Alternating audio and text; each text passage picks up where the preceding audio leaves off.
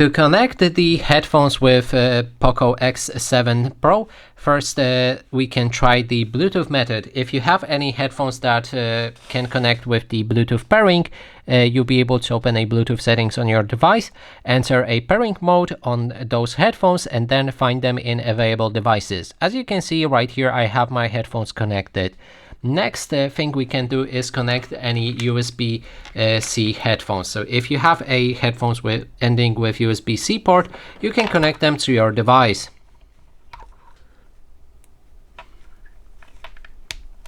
Now they are connected, and it goes like this. Let me show you that actually in the camera.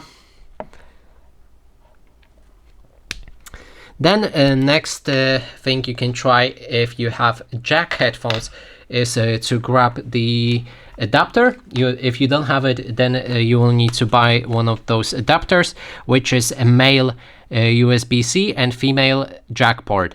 You need to grab that female jack port and connect it with your jack headphones, and then USB-C end, where we've connected a previous headset as well to our charging port USB-C. And now they will also be connected with your smartphone. And that is basically everything.